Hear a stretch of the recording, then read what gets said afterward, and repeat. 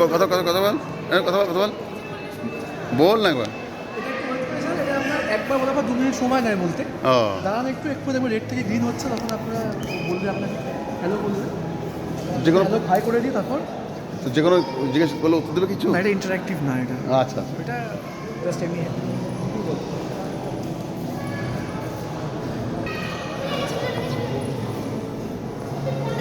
সুসত তাকায় হলো স্যার, এইদিকে তাকা, তবে তো বলবি।